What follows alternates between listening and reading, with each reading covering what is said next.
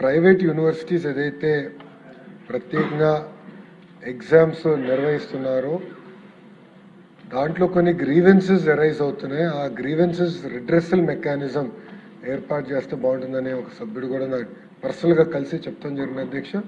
అదే ప్రభుత్వం ఆలోచన, అది మేము ఆల్రెడీ డిస్కస్ చేసాం. తప్పనిసరిగా మెకానిజం దానికి ఏర్పాటు చేస్తామని గౌరవ సభ్యులు తెలియజేస్తున్నాం అధ్యక్ష. ఇప్పుడే దుల్పల్ నరేంద్ర గారు కూడా చెప్పారు, మిగతా సభ్యులు అందరూ కూడా చెప్పారు. ఫ్యాకల్టీ రిక్రూట్మెంట్ అధ్యక్ష, ఎందుకంటే సుమారుగా ఇప్పటికీ ఒక 13-14 సంవత్సరాలు అయింది అధ్యక్ష ఫ్యాకల్టీ రిక్రూట్మెంట్ జరిగి.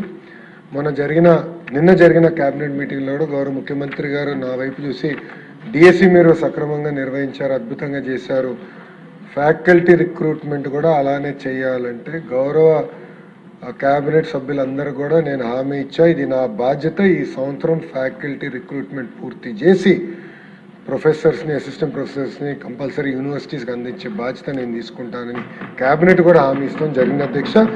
ఇది నాకు చాలా పర్సనల్ ఇష్యూ, ఇది నేను చాలా పర్సనల్గా తీసుకుని ఎట్లయితే డిఎస్సిని పర్సనల్గా తీసుకుని సాధించామో అదేవిధంగా ఈ రిక్రూట్మెంట్, యూనివర్సిటీ రిక్రూట్మెంట్ కూడా మేము తీసుకుంటాం జరిగిందని గౌరవ సభ్యులందరూ కూడా నేను తెలియజేస్తాం జరిగింది అధ్యక్ష.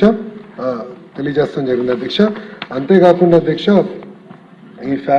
దీంతో పాటు అధ్యక్ష ఈ ఫీ రెగ్యులేటరీ కమిషన్ ఏదైతే ఉందో ఇప్పుడే దుల్పల్ నరేంద్ర గారు చెప్పారు, కొన్ని గతంలో అంటే అధికారంలో ఉన్న పార్టీకి అనుకూలంగా పనిచేస్తే ఆరు అనేక కారణాల వల్ల కొన్ని కాలేజెస్కి 100% ఫీ ఇంక్రీజ్ చేశారు అధ్యక్ష. చాలా అడ్డగోలుగా పెంచేశారు. అదేవిధంగా న్యూట్రల్గా ఉన్న కాలేజెస్కి వస్తే అడ్డగోలుగా ఫీ తగ్గించేశారు అధ్యక్ష. దాంట్లో బాధితులు కూడా కొంతమంది ఈరోజు ఈ సభలో ఉన్నారు అధ్యక్ష. అంటే చాలా ఏకపక్షంగా చేశారు. అందుకే మీరు చూస్తే అధ్యక్ష ప్రజాప్రభుత్వం వచ్చిన తర్వాత మినిమం ఫీ ఫిక్సేషన్ 17% ఇంక్రిమెంట్తో చేస్తాం జరిగింది అధ్యక్ష. అంతేకాకుండా అధ్యక్ష ఫస్ట్ టైం, బహుశా భారతదేశంలో ఎవరు చేసి ఉండకపోవచ్చు అధ్యక్ష, first time quality linked fee incentivisation rules తీసుకొచ్చాం అధ్యక్ష. దాంట్లో ప్రధానంగా 5 పారామీటర్లు గౌరవ సభ్యులు కూడా తెలియజేస్తున్నాం. మొదటిది అక్రెడిటేషన్ అండ్ నేషనల్ ర్యాంకింగ్, అంటే నాక్, NBA, NRF ranking number 1. Number 2 academic merit of enrol students, అంటే ఆ కాలేజ్ కానీ ఆ యూనివర్సిటీ కానివ్వండి ఏ లెవెల్ స్టూడెంట్స్ని ఏ బ్రాంచ్లకి అట్రాక్ట్ చేస్తున్నారు. అంటే మనకి ఎప్సెట్లో ఫస్ట్ ర్యాంక్ వచ్చిన స్టూడెంట్ ఒక కాలేజ్ను, ఒక యూనివర్సిటీని ఎంచుకున్నాడు, ఒక బ్రాంచ్ని ఎంచుకున్నాడు అంటే ఆబ్వియస్లీ అది చాలా అద్భుతంగా ఉంది. That is the law of free market. So అది కూడా ఇన్సెంటివైజ్ చేసడానికి అది 2వ పారామీటర్ అధ్యక్ష. 3వ parameter student outcomes, faculty pay compliance, అంటే రియల్ ప్లేస్మెంట్.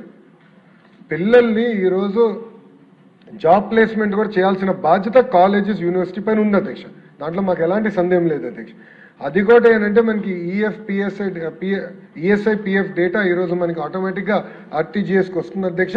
అది ఆ వెరిఫికేషన్ కౌంట్ కూడా తీసుకుని డైరెక్ట్గా లింక్ చేసి వాళ్ళ గ్రాడ్యుయేట్ అర్నింగ్ ఏంటి, మీడియన్ పే ఏంటి కూడా అది తీసుకుని మేము లింక్ చేస్తాం కూడా జరుగుతుందని గౌరవ సభ్యులు తెలియజేస్తున్నారు అధ్యక్ష. 4వ పారామీటర్ అధ్యక్ష అవుట్ గోయింగ్ స్టూడెంట్స్ అచీవ్మెంట్ ఏంటి, అంటే ఆన్లైన్ పోర్టల్స్లో కోర్సెస్ ఏమైనా కంప్లీట్ చేశారా, ఆర్ సర్టిఫికేట్ ప్రోగ్రామ్స్ ఏమైనా చేశారా వైల్ ఇన్ ద యూనివర్సిటీ.